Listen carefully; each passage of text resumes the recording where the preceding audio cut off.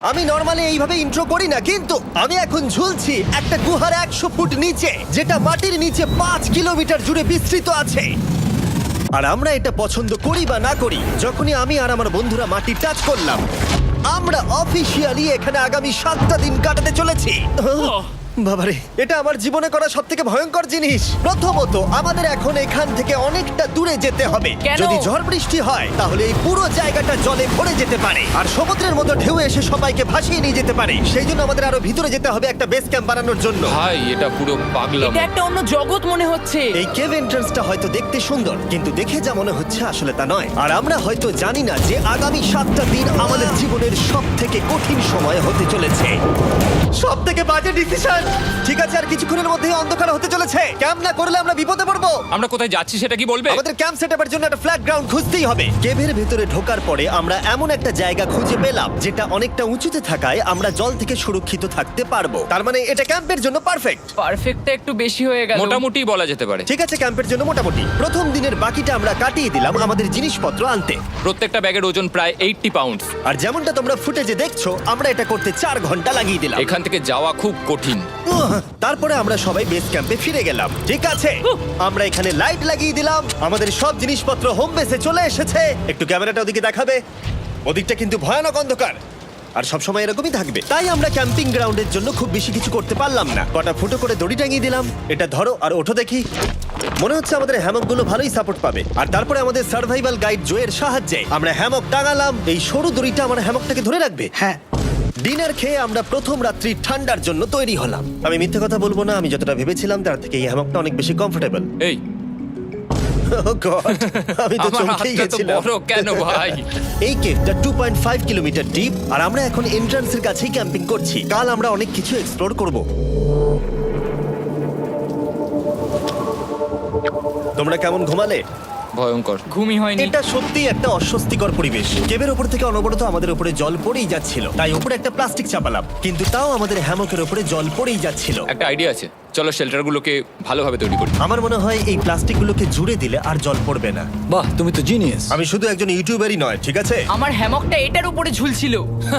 মানে দেখো, আমি আরেকটু হলে হ্যামক থেকে নেমে পড়ে যেতাম। আর আমরা সেই সময় এটা বুঝতেই পারিনি যে এই গর্তটা প্রায় 40 ফুট গভীর। তাই যখন আমি আর শন প্লাস্টিকগুলোকে জুড়ছিলাম, তখন ম্যাক আর কার্ল এই গর্তটা কতটা ভয়ঙ্কর সেটা দেখতে গেল। আমার হ্যামকটা দেখতে পাচ্ছো? ওখানে আমি ঘুমোচ্ছিলাম। এদিকটা দেখো। আর যেহেতু এই কেভে সব একই রকম দেখতে, তাই আমাদেরকে ফলো করা অনেকটাই কঠিন ছিল। এই ম্যাপে তোমরা আমাদের হোম বেস দেখতে পারবে, আর দেখতে পারবে ওরা ওখান থেকে কত দূরে হ্যাঁ, যাচ্ছে। এটা তো খুবই ভয়ঙ্কর। ভাই এটা পাগলামো। আর যখন ছেলেরা র্যান্ডমলি এক্সপ্লোর করছিল, তখন আমি আর শন ক্যাম্পে কাজ করছিলাম। এই স্লিপিং ব্যাগটা এখানে কেন পড়ে?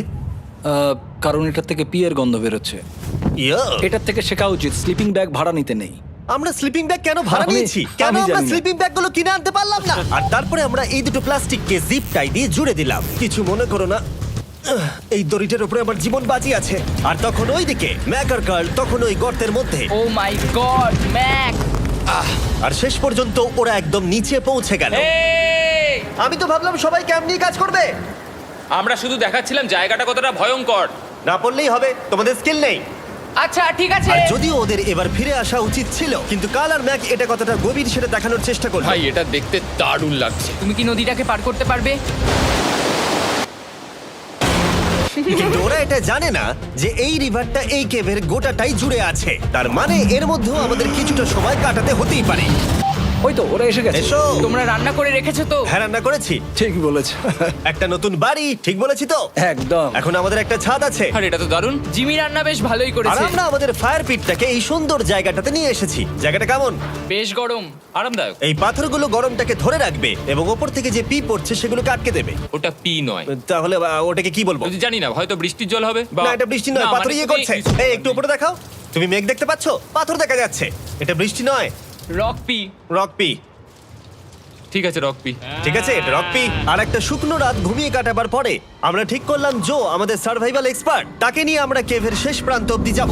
Cave, cave! Cave, cave, cave! Cave. Cave! দেখা যাক আমরা কেভের কতটা গভীরে যেতে পারি। তোমরা কিন্তু মনে রাখবে আমরা সবেমাত্র কেভের এন্ট্রান্সের দিকেই আছি, আর আমাদের ইচ্ছা এই কেভের শেষ প্রান্ত অব্দি যাওয়া, অবশ্যই না মরে গিয়ে। ও মাই গড, এটা তো খুবই স্টিফ। আরে এটা তো সবে শুরু। আমরা কেভের আরো গভীরে এসেছি। তোমরা সবাই সাবধানে আসবে। এটা খুবই ছোট জায়গা, আমার মনে হয় না এখান থেকে আমি যেতে পারবো। কেভ এক্সপ্লোরের ইন্টারেস্টিং জিনিসটা হলো যা হোক করে আমাদের এই ছোট্ট ফাঁকগুলোর মধ্য দিয়ে এগিয়ে যেতে হবে। ও মাই গড, খুব ছোট জায়গা। আর তারপরেই খুব বড় একটা জায়গা আসবে, সেটা এতটাই বড় যে কিছু না দেখতে পাওয়ার জন্য এটা করতে হলো। ও মাই গড! এবার আমি সব দেখতে পাচ্ছি, এটা দুর্দান্ত। এটার তো অনেক আলো। ভাই জায়গাটা কতটা সুন্দর দেখো। বাপরে কি আলো, আমি তো তাকাতেই পারছি না। আমি তো অন্ধ হয়ে যাব মনে হচ্ছে। এ বাবা, এটা কি হলো? আমরা বোধহয় ঠিক মতো এটাকে ব্যবহার করতে জানতামই না। চলো এগিয়ে যাই। আর তাই আমরা এগোতে থাকলাম। এই যে এই জায়গাগুলো, এগুলো খুব ভালো ধরার এখানে? জায়গা। এগুলো ধরে এখান থেকে পা ঘুরিয়ে চলে আসতে পারবে। এইভাবে কি? হ্যাঁ, একদম পারফেক্ট। জো সব থেকে ভালো কেভ গাইড। এভাবে কেউ গাইড করতে পারবে না। ঠিক আছে, এইবার ব্যাপারটা ইন্টারেস্টিং হবে। কি? এটা কি? এখান থেকে আমাদের ওয়েট শুট পরে সাঁতার কেটে যেতে হবে। গতকাল ম্যাক আর কার্ল এটা নিয়ে মজা করছিল, কিন্তু এই কেভে আমাদের পরের অ্যাডভেঞ্চারটা ছিল একটা প্রায় জমে যাওয়া নদীর মধ্যে। ও মাই গড, এটা তো পাগলামি! তার মানে আমাদের ওয়েট শুট পড়তেই হবে যাতে আমাদের হাইপোথার্মিয়া না হয়। আমরা এটা কেন করছি? এই এক্সপেরিয়েন্সটা তো জীবনে একবারই হবে। এটা করলে হয়তো আর নাও বেঁচে থাকতে পারি। আমাদের এই কেভের শেষে পৌঁছতে হলে আমাদের এই নদীর মধ্য দিয়ে, এই ছোট্ট ফাঁকগুলোর মধ্য দিয়ে সাবধানে ধীরে ধীরে এগিয়ে যেতে হবে। আস্তে আস্তে নামো, স্রোতের কারণে পা পেছনে টানতে পারে। ঠিক আছে, আমি তাহলে নামছি। তুমি ওই দেয়ালগুলো ধরে ধরে এগোতে থাকো আস্তে এটা তো আস্তে। খুব ঠান্ডা। তুমি পারবে জিমি। জানি না এখানে ঢুকতে পারবো কি না। জিমি, এবার তুমি জল থেকে উঠে দাঁড়িয়ে পড়ো। এটা সত্যি একটা পাগলামি। এখানে কি ঠান্ডা! যখন তোমরা খুব ঠান্ডা জলের মধ্যে থাকবে তখন একটা পাথরকে ধরে এগিয়ে চলা খুব কঠিন হবে। ও মাই গড, এটা সত্যি পাগলামি। ম্যাক, কার, চলে এসো। আমার ভয় লাগছে।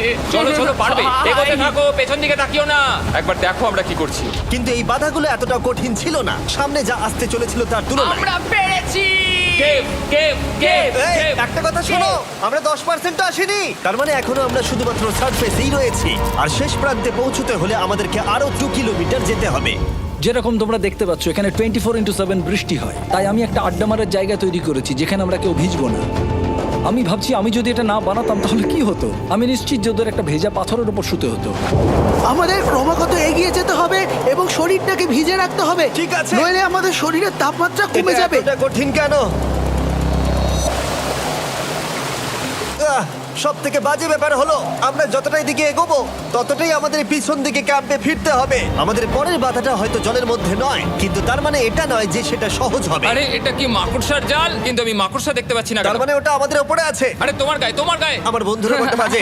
এই কেভটা মিস্টার বিস ভিডিওর মতো, যত এগোবে ততই কঠিন হবে। সত্যি কথা বলতে যদি আমাদের সাথে জো না থাকতো আমরা মরেই যেতাম। আর 3 ঘন্টা পরে জো আমাদের জন্য একটা বাজে খবর নিয়ে এলো। জল অনেকটা বেড়ে গেছে আর আমরা অনেকটা সময় লাগিয়ে ফেলেছি, তাই আজকে আমাদের আবার ক্যাম্পে ফিরে যেতে হবে। আমি মানবো না। তুমি সেফটি এক্সপার্টের কথা অমান্য করতে পারো না। আমি এটা মানবো না। সত্যি কথা বলতে আমাদেরকে ফিরতেই হতো, কারণ এর আগে আমরা শুট করতে অনেকটাই সময় নষ্ট করে দিয়েছি। তারপর ফ্লেয়ার নিয়ে খেলেছি, তাই আমরা ফিরে যাচ্ছি আর এই মিশনটা আমরা পরের দিন আবার শুরু করব। শন, আমরা এসে গেছি। আরে তুমি এখানে কি করছিলে? এখন তোমরা কেউ ভিজবে না। আমি তো জানতামই না এই লাইটগুলো আমরা এনেছি। এগুলো দারুণ লাগছে তাই না? দুঃখের বিষয় আজকে আমরা মাত্র 20% এগোতে পেরেছি, কিন্তু বিশ্বাস করো আমরা শেষ পর্যন্ত অবশ্যই যাব আগামী কয়েকদিনের মধ্যেই। আমার মনে হয় না। কোনোদিনই হবে না। আমি তো বললাম। আমরা ডে 4টা রেস্ট নেব আর ডে 5-এ চেষ্টা করব এই কেভের শেষ অবধি যাবার। দেখা যাক কি হয়। ডে 3-তে মজা হলো, কালকে আবার দেখা হচ্ছে। আর কেভের ভিতরে 3টে খুব বাজে রাত কাটাবার পরে পরের দিন সকালে আমাদের মাথায় শুধু একটাই কথা আসছিল। আমার একটা হট শাওয়ার চাই, তবে আমি এখন একটু শান্তি পাবো। ও, এখন শাওয়ার পেলে কিন্তু দারুণ হয়। আমি চান করিনি প্রায় 3-4 দিন হয়ে গেল। তোমরা নিশ্চয়ই জানো কেভের মধ্যে শাওয়ার করা সম্ভব নয়। আমাদের অনেকটা পথ হেঁটে সাবধানে আগের রিভার বেডের কাছে পৌঁছতে হলো। ও মাই গড! আমি আমার ব্রেনকে ফিল করতে পারছি। আমি এভাবে ব্রেনকে ফিল আমার করিনি। কপালটা জমে গেল পুরো। চলো ড্রোন দিয়ে মাথার চুলগুলো শুকিয়ে নি। এদিকে এসো ড্রোন। ও দাঁড়াও দাঁড়াও দাঁড়াও, এটা কিন্তু কাজ করছে। হ্যাঁ, দারুণ কাজ করছে। ড্রোন থাকতে হেয়ার ড্রায়ারের কি দরকার? আর চুল শুকানোর পর আমরা জোয়ের সাথে জার্নির প্ল্যান করতে বসলাম। এটা কি জো? এটাই কেভের ম্যাপ। আগেরবার আমাদের থামতে হয়েছিল কারণ জল খুব জোরে বইছিল। এখন বৃষ্টি কম হচ্ছে, তাই কালকে আমরা নিশ্চয়ই এই কেভের শেষে পৌঁছে যাব। এটা ভয়ঙ্কর হতে চলেছে। প্রথমে আমাদের কালকে যেখান দিয়ে গেলাম সেখান দিয়ে আগে যেতে হবে। জলের মধ্যে ঝাঁপ দিতে হবে এবং পাথর দেখে হাঁটতে হবে। এগুলো সবকটা আমরা যদি পার করতে পারি তাহলে আমরা গ্লো ওয়ার্ম চেম্বারে পৌঁছে যাব। কেমন দেখতে তুমি সেটা বলো না, আমি তোমাদেরকে সারপ্রাইজ দিতে চাই। তোমার মনে হয় আমরা পারবো? ওইসব বাদ দাও, আমরা ঠিক কালকে পৌঁছে যাবো। কালকের প্ল্যান আমরা চক আউট করে নিয়েছি। আমরা রেস্ট করছি আর ফেস্টিভ্যাল স্মোর্টস খাচ্ছি আমাদের এনার্জি রিগেন করতে। সবাইকে চিয়ার্স। Yippee! জো এই প্রথমবার ফেস্টিভ্যাল স্মোর্টস খাচ্ছে। জো সত্যি কথা বলবে। এটা দারুণ, তাহলে ভালো লাগলো? দারুণ লেগেছে। আমরা এই চকলেটটা আগে কেন বের করিনি? এটা এমনি চকলেটের থেকে 10 গুণ ভালো খেতে। সত্যি কথা বলতে তোমরা যদি ফেস্টিভ্যালের সাথে স্মোর্টস ট্রাই না করে থাকো তাহলে তোমরা মিস করছো। কালকে আমরা পুরো কেভটা এক্সপ্লোর করব, দেখা হচ্ছে। তাই আমরা ভালো করে ঘুমানোর চেষ্টা করলাম আর কালকের প্রিপারেশন নিলাম কেভের শেষে যাওয়ার জন্য। আমরা আমাদের জীবনের সবথেকে ডেঞ্জারাস জার্নি করতে চলেছি। ডে 3 এর অভিজ্ঞতা মাথায় রেখে আমরা কম শুট করেছি যাতে আমরা সামনের দিকে তাড়াতাড়ি এগোতে পারি। জলটা খুব ঠান্ডা হ্যাঁ, আগের দিনের মতোই খুব ভালো। এই তো আর যাতে আমরা সবাই বেঁচে ফিরতে পারি তাই জো ছাড়াও আরেকজন সার্ভাইভাল এক্সপার্টকে আমরা নিয়ে এসেছিলাম। এখানে আমরা ডে 3 তে আটকে গেছিলাম। এখন আমরা কি করব? এবারে আমরা অনেক তাড়াতাড়ি এসেছি। আমাদের পিছনে ঘন অন্ধকার। কোথায় যাব? এই রাস্তাটা অনেক সরু এবং হ্যাঁ। স্রোত প্রচুর বেশি, তাই আমরা দেয়ালগুলো ধরে ধরে আস্তে আস্তে এগোবো। এই যে এইভাবে। ও হ্যাঁ, গড। এই রকটায় জাম্প করো। কয়েকটা ভালো পাথর আছে যেগুলোকে তুমি ধরে এগোতে পারবে। আরে এখানটা তো অনেক অন্ধকার। আমি আর পা পাচ্ছি না, আমি এখন মাটিতে আর পাই পাচ্ছি না। যেহেতু আমরা মাটিতে পা পাচ্ছিলাম না, তার মানে যদি আমরা পাথর ছেড়ে দিই তাহলে এই জলের স্রোত আমাদেরকে ভাসিয়ে নিয়ে যেতে পারে। জো, আমরা কি করব? আমি এটা ধরে এসেছি, তুমি এটা ঠিক আছে, ধরো। আমি তো দেখতেও পাচ্ছি না কোথায় যাচ্ছি। জো, স্রোত আমাকে ভাসিয়ে নিয়ে চলে যাচ্ছে। আমি তুমি করবো কি করে? পারবে, পারবে। শুধু মুখটা এখান থেকে ঢুকিয়ে দাও, আমি হেল্প করছি। এখানে আমি ঢুকবো? হ্যাঁ, এই গর্তের মধ্যে। এই তো, খুব ভালো। এটা আমার জীবনের সবথেকে বিপজ্জনক অ্যাডভেঞ্চার। আমরা এখন কেভের অনেক গভীরে চলে এসেছি আর এবার আমাদের সামনে প্রথম বড় বাধা। এখানে জলের একটা ঘূর্ণাবর্ত আছে, যদি তুমি এর মধ্যে পড়ে যাও তাহলে তোমাকে একদম নিচে নিয়ে চলে যাবে। মানে আমরা পড়ে গেলে মরে যেতে পারি। হ্যাঁ, মানে আমরা মৃত্যুর সাথে খেলা করছি। এটা এতটা বিপজ্জনক হতে পারে আমি সত্যিই ভাবিনি। খুব ভালো। এই তো, তাহলে কি আমার পা এখানে হ্যাঁ, রাখবো? রাখো রাখো। ঠিক আছে, এই তো আমি পেরেছি।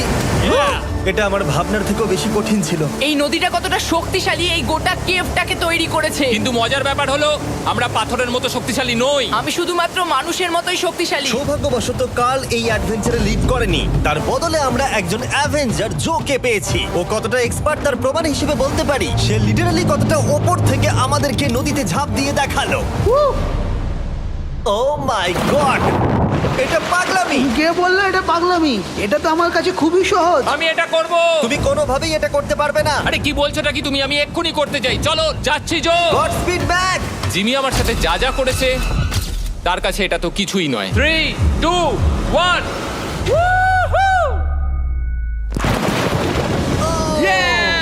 তুমি করবে? না, আমরা না এগুলো শেষ পর্যন্ত যেতে পারবো না।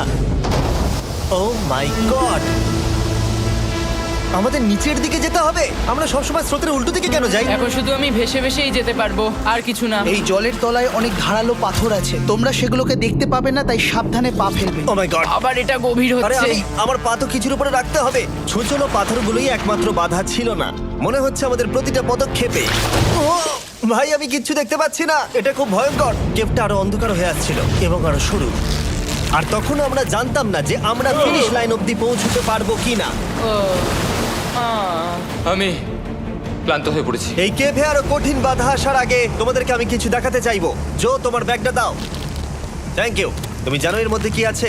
না, জানি না কি আছে। Brand new mister beast lab swamp. সত্যি কথা বলছি, গত 5 ঘন্টা ধরে যেহেতু আমি অনেক পরিশ্রম করেছি, তাই কোনো মতেই এখন এটা আমি বলার মতো অবস্থায় নেই। তাই এটা শুট করার 1 মাস পরে আমি পুরো কেপ সেটটা তৈরি করলাম ফিউচার জিমি নেম ট্যাগ দিয়ে। তারপরে বললাম, হে, আমি ফিউচার জিমি, আর আমি এখন তোমাদেরকে বলবো brand new toy line of mister beast lab swamp সম্পর্কে। এটা একটা কালেক্টেবল টয় লাইন, আর এখানে 119টা ইউনিক ডিজাইন ক্যারেক্টারও আছে যা তোমরা কালেক্ট করতে পারো। আর সবথেকে দারুণ ব্যাপারটা হলো, কোন ক্যারেক্টারটা তুমি পেয়েছো সেটা জানতে হলে এই টিউবে ওয়াটার দিয়ে নাড়াতে হবে আর তোমার সোয়ামস তোমার সামনে চলে আসবে। আর আমি এটা ডেমনস্ট্রেট করতে এই বিশাল বড় টিউবটাকে বানিয়েছি। এই টিউবটাকে জল দিয়ে ভরে দাও। তোমাদের এত জলের দরকার নেই, এটা অনেক বড় বলে এত লাগছে। ঠিক আছে, এটা এখন জলে ভর্তি হয়ে গেছে। এবার এটাকে একটু নাড়াতে হবে। এটা কি আর নাড়াতে হ্যাঁ হবে? হ্যাঁ, অনেক নাড়ানো হয়ে গেছে। এবার জল ঢালো এখানে। জো ঢালছে। আর জল ঢালার পরে তোমরা দেখতে পাবে তোমরা কোন সোয়ামটা পেয়েছো। এটা সবথেকে রেয়ার হাইপোক্রোম, যেটা মাত্র 1000টা বানানো হয়েছে। জো, এটা তোমার। থ্যাংক ইউ সো এটা মাচ। চাই। আর এটা তোমার। কাল কি নেবে? আমার কাছে দুটোই ছিল। আর আমরা শুধু সোয়ামেই থেমে নেই, আমরা এই অ্যাকশন ফিগার প্যান্থার গুলো বানিয়েছি যেগুলো এই ব্রিফকেসে আছে, আর এই সোয়ার্মের মতো এই মিউটেটর। যখন তোমরা কিনবে দেখতে পাবে এর ভেতরে কি আছে। কোথায় কিনবো? ভালো হয়েছে জিজ্ঞাসা করলে। মিস্টার বিস্ট ল্যাব টয়েস এখন তোমরা পৃথিবীর সব জায়গায় পেয়ে যাবে। এগুলো সব বেরিয়ে গেছে, তোমরা গিয়ে কিনে নাও। আর কেবের মধ্যে অনেক সমস্যা পেরোনোর পরে আমরা ফাইনালি পৌঁছে গেলাম গ্লো ওয়ার্ম চেম্বারে। ভাই এবার খুব ভালো লাগছে। ঠিক আছে টিম, তোমাদের গ্লো ওয়ার্ম চেম্বারে স্বাগত। এ তো দারুণ। এটা দারুণ লাগছে। ভাই এটা পৃথিবী মনে হচ্ছে না এখানে একদমই। যে আলো তোমরা দেখতে পাচ্ছ সেগুলো আসলে ছোট্ট ছোট্ট বায়োলুমিনেসেন্ট গ্লো ওয়ার্ম তৈরি করেছে। এটা দেখতে অনেকটা মিল্কি ওয়ে গ্যালাক্সির মতো লাগছে। ওয়াও! আর এই মুহূর্তটা, এই ভিউ, সত্যি বলতে এই ট্রেকের সমস্ত ক্লান্তি যেন দূর করে দিল। এখানে অবধি পৌঁছানো যেন সত্যি একটা অ্যাচিভমেন্ট ছিল। কিন্তু এখন আমাদের যাত্রা শেষ হয়নি, কারণ আমাদের এখান থেকে এখন বেস ক্যাম্পে ফিরতে হবে। আজকে ডে 6 হতে চলেছে, এখন ওরা আসেনি আর আমি খুব ক্লান্ত। আমার মনে হয় না আমি ভালো করে ঘুমোতে পারবো, ওদের জন্য খুব চিন্তা হচ্ছে। এই ট্রিপটা অনেকটাই সহজ ছিল কারণ আমরা স্রোতের সাথে ভেসে ভেসে যাচ্ছিলাম। আর যেহেতু তোমরা এই ট্রিপটা দেখেছো তাই আমরা এটাকে স্কিপ করলাম। কিন্তু সত্যি বলতে এই জার্নিটাও অনেকটা বেশি সময় নিল, কারণ আমরা ক্যাম্পে পৌঁছানোর আগেই 6 নম্বর দিন চলে এলো। শন, সবাই ঠিক আছে তো? আমার খুব চিন্তা হচ্ছিল। Happy day 6। ডে 6 খুব ভালো। এনার্জি বাড়াতে আমরা আগুনের উত্তাপ নিলাম এবং ফাইনালি আমরা কিছু খেতে পেলাম। এটা খুবই অ্যাডভেঞ্চারাস ডে ছিল। কালকে দেখা হচ্ছে, মানে আজকেই হয়তো। এটা হয় ডে কোনোদিন 6 হবে না। নাকি আজকে, না আমি জানি না। এত বড় ট্রেক সম্পূর্ণ করার পরে শারীরিকভাবে চূড়ান্ত ক্লান্ত হওয়া সত্ত্বেও জানি না কেন কিন্তু আমি একদমই ঘুমাতে পারছিলাম না।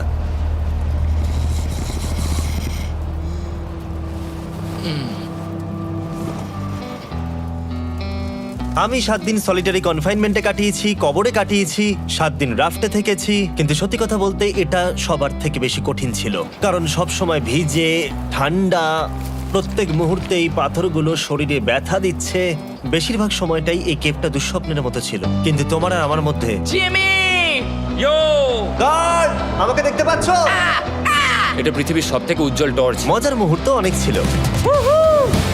মাটির নিচে 300 ফুট গভীরে অভিযান চালানো থেকে আমাদের সবাই মিলে হ্যামক নিয়ে হাসাহাসি করা সবকিছুই এই অভিযানের অংশ ছিল। যেহেতু আমাদের সঙ্গ দারুণ, চলো তিমির মতো আওয়াজ করো। তাই এই ভিজে, ঠান্ডা, পাথুরে অদ্ভুত কেভের ট্রিপটা বদলে গেল আমাদের জীবনের সব থেকে সুন্দর মুহূর্তে।